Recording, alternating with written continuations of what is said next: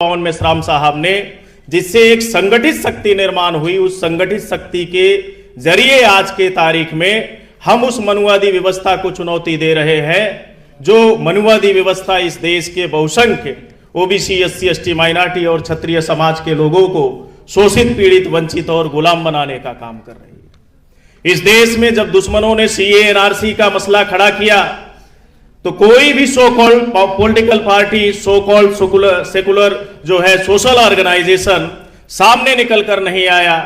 पूरे देश में एक नेतृत्व मान्यवर पवन मेश्राम साहब और एक ऑर्गेनाइजेशन बहुजन क्रांति मोर्चा, भारत मुक्ति मोर्चा निकल कर आया, जिसने 29 जनवरी सीए, एनआरसी के मौके पे यह कहते हुए भारत बंद किया कि अगर ये वाकई में सीए, एनआरसी लाने वाले लोग एक बाप की जायज औलाद है तो कागज के आधार पे डीएनए लागू कर, एनआरसी लागू करने के बजाय डीएनए के आधार पे एनआरसी लागू करें तो अभी पता चल जाएगा कौन देशी और कौन विदेशी है।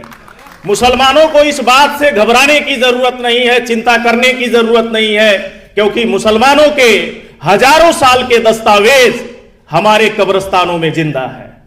हमारे बुजुर्गों की जो कब्रें हैं वो हजारों साल के डीएनए का दस्तावेज भारत की मिट्टी में मौजूद है, लेकिन ये 3.5% यूरेशियन कहां से लाएंगे डीएनए का दस्तावेज।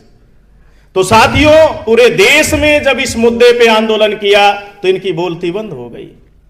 साथियों, अभी हालिया दिनों में आपको याद होगा और मुझे बखूबी याद है, और भारत के मुसलमानों को इस बात पे गौर करने की जरूरत है कि भारत का मुसलमान चाहे जिस पॉलिटिकल ऑर्गेनाइजेशन में काम कर रहा हो, चाहे जिस सोशल ऑर्गेनाइजेशन में काम कर रहा हो, लेकिन जब नबी के शान में गुस्ताखी जैसे मसाइल किए जाते हैं तो उनके ट्विटर हैंडल पे स्टेटमेंट तक और प्रतिक्रिया भी नहीं आती है। लेकिन जब नुपुर शर्मा ने यही दिल्ली के अंदर नबी के शान में गुस्ताखी करने का काम किया तो यही मान्यवर पवन मेश्राम साहब ने पूरे देश भर में 25 जून जो है 2022 को भारत बंद करने का काम किया कि नुपुर शर्मा का यह बयान सिर्फ नबी के शान में गुस्ताखी के मामला का बयान नहीं है, बल्कि देश की एकता और अखंडता को खंडित करने वाला मामला है। पूरे देश भर में 25 जून 2022 को भारत बंद करने का काम किया।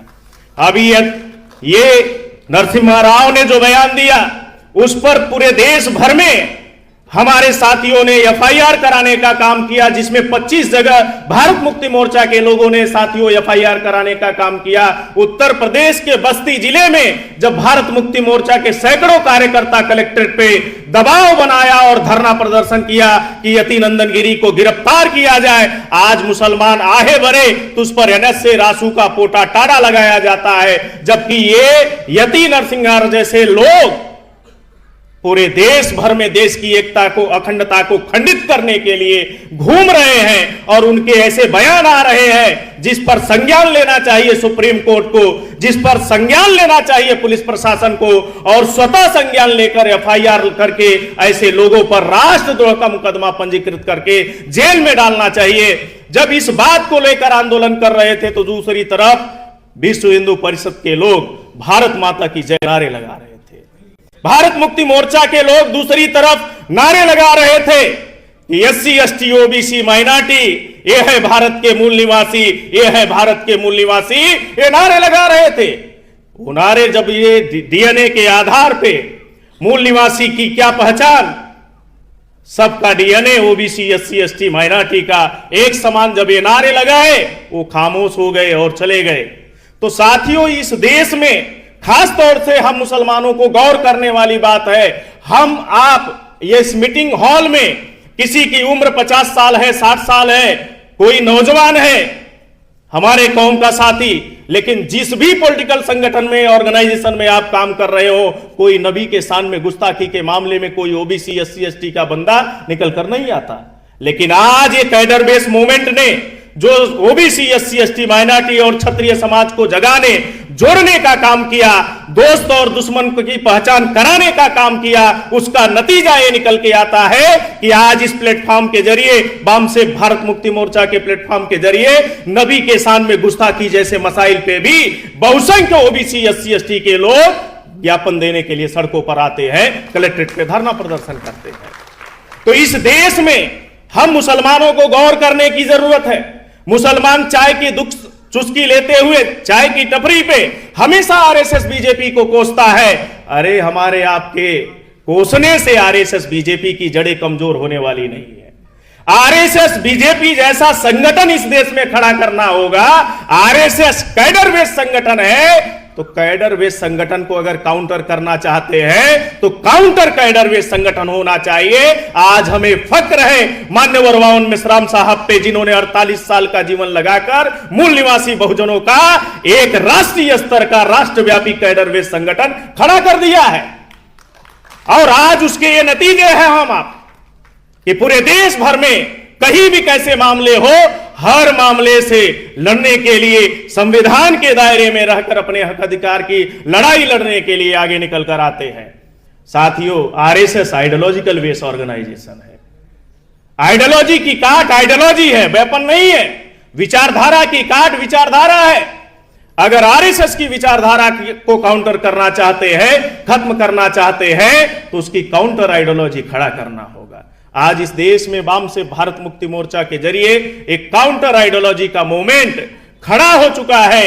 हमें उसे और मजबूत करने की जरूरत है, गति देने की जरूरत है, ताकि इस देश में जो आरएसएस की विचारधारा है उसको जड़ से समाप्त किया जाए।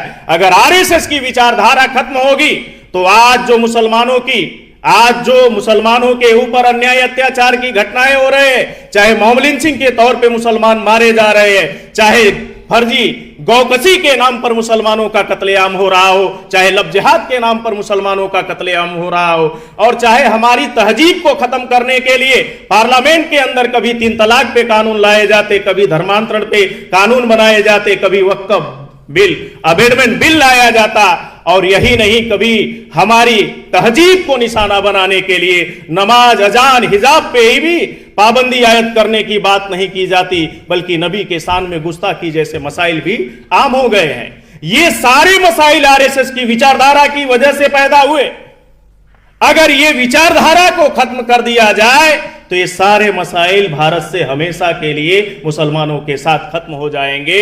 तो इसलिए मैं आप सभी साथियों से अपील करता हूं, आखिरी 2 लाइनें कह के अपनी बात खत्म करता हूं। साथियों, हम लोग इस देश के मूल निवासी हैं। डीएनए के आधार पे, इतिहास के आधार पे, भाषा और साहित्य के आधार पे हम भारत के मूल निवासी हैं। इसलिए मैं कहा करता हूं कि शेरनी की नस्लें कभी सियार पैदा नहीं करती, शेरनी की नस्लें कभी सियार पैदा नहीं करती, हम मूल निवासियों की माएं कभी गद्दार पैदा नहीं करती। भेड़ियों की ताकत से चीते मरा नहीं करते, भेड़ियों की ताकत से चीते मरा नहीं करते। मोहम्मद और भीम और बुद्ध के दीवाने किसी से डरा नहीं करते, किसी से डरा नहीं करते। डरने की जरूरत नहीं है साथियों। संविधान के दायरे में रहकर हमें जद्दोजहद करने की जरूरत है। हम आप ऐसा करेंगे, इस आशा अपेक्षा के साथ अपनी बात खत्म करता हूं। आभार, धन्यवाद, शुक्रिया।